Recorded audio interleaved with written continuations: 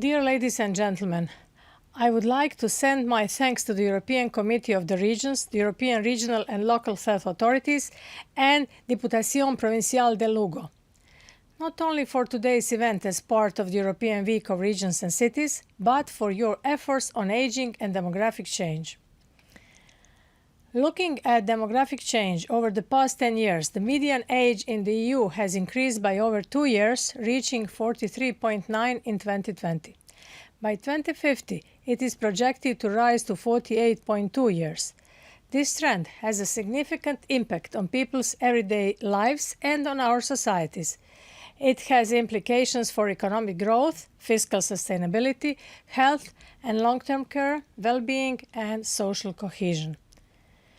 One thing is clear: aging brings with it both challenges and opportunities. Aging is not just a matter for older people. Everyone is impacted directly by the prospect of living a longer life, including the young. Aging has implications for economic growth, fiscal sustainability, and social cohesion.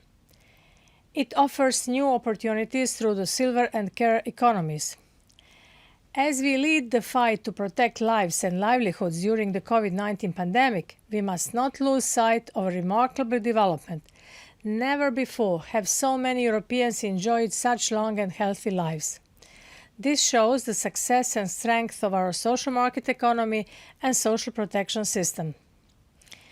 We are aware of the need to balance more investment in long-term care and social services with reducing the costs of long-term care by prioritizing technology and community-based care. On 15 September 2021, President von der Leyen announced that the Commission will come forward with a new European care strategy to support men and women in finding the best care and the best life balance for them. This shows our commitment to support those in need of care as well as those who provide it. We cannot have a robust care strategy without looking at both. For example, women are overrepresented as care providers. Of the 6.5 million people currently employed as care workers, 90% are women. Women also provide the bulk of informal care. What is clear is that cities and local authorities play a crucial role in developing long-term care plans and actions. Your partnership is necessary when you consider that around 50 million Europeans over 65 suffer from 2 or more chronic conditions. Almost 75% of people aged 85 or more have a long-standing illness or health problem.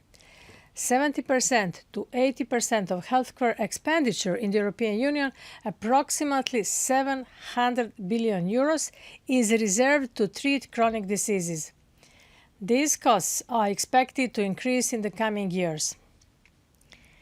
As a result of demographic change, the number of people potentially in need of long-term care in the European Union is projected to rise substantially from 30.8 million in 2019 to 38.1 million in 2050.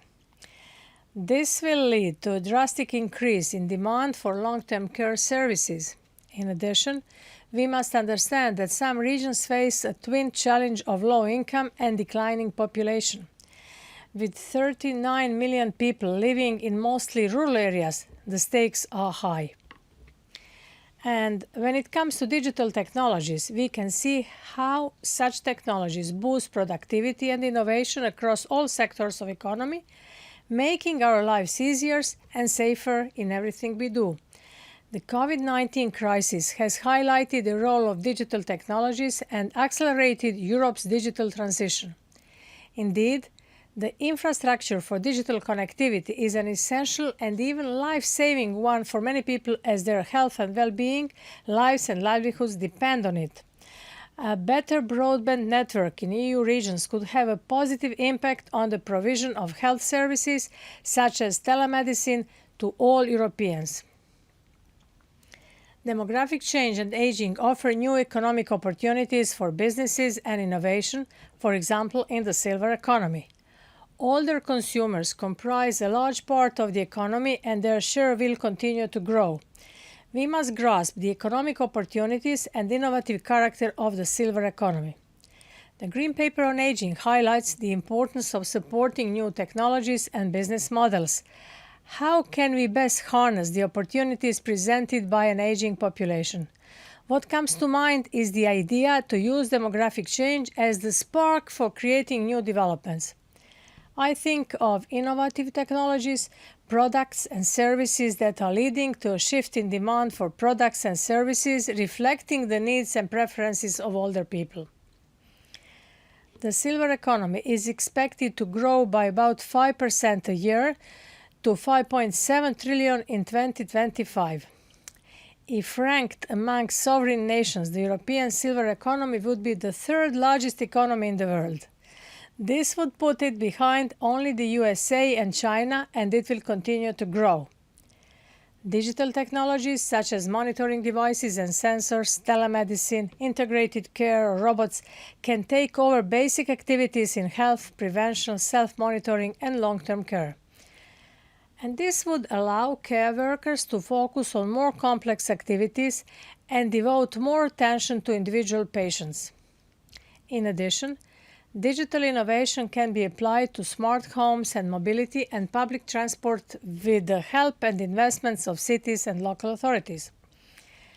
I'm sure we all still remember the images of grandchildren on video screens chatting with their grandparents who were isolating because of the pandemic.